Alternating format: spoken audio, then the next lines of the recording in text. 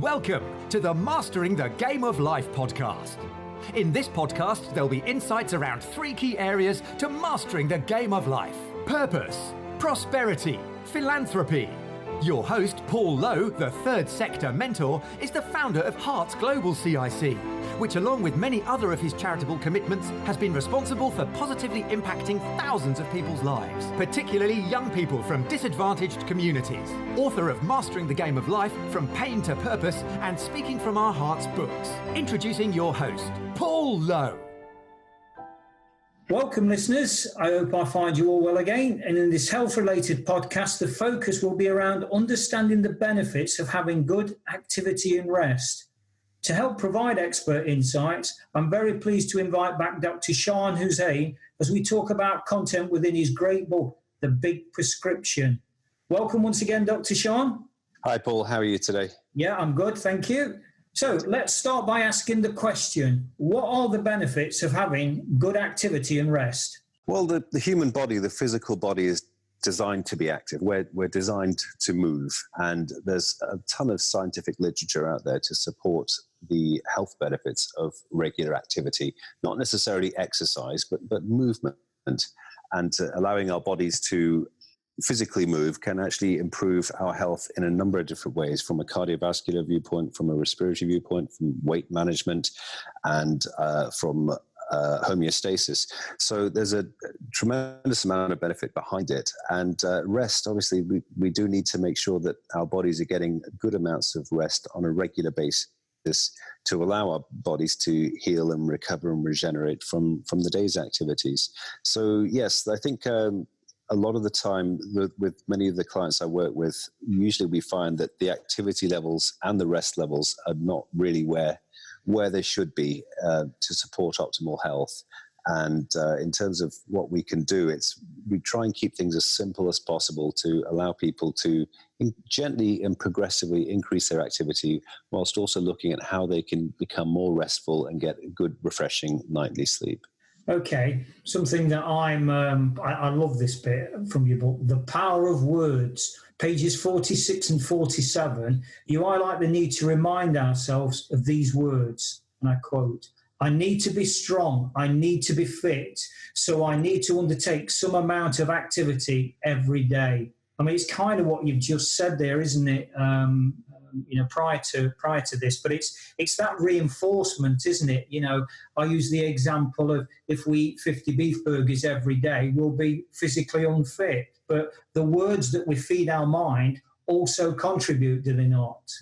Yes, there's some anecdotal evidence to support words of affirmation or mantras or repetitions that we can sort of subconsciously say to ourselves to keep us guided and focused on what it is we want to do and how we want to achieve our particular health goals.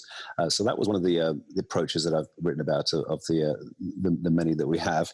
And it can be very powerful in the right circumstances with the right people. Absolutely. So moving away from the activity element onto the sleep, I was going to ask the question, how much do we need? But you've kind of answered that or certainly alluded to it on the 4-7-8 technique. For the benefit of the listeners, Dr. Shan, do you want to give us an insight into the 4-7-8 technique? Yes. So I generally recommend 7 to 9 hours of sleep every night. The 4-7-8 technique is fantastic. It was made popular by Dr. Andrew Weil. I think that's how it's pronounced. And it's thought to have origins in yoga. But briefly, it's when we're trying to fall asleep at night, it just comes back to our breathing and engaging in cycles of how we breathe.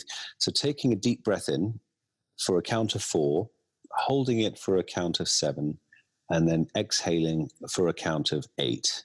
And then just repeating that for continuous cycles supposedly can help us fall asleep within a few minutes. And it's quite an amazing process to actually try.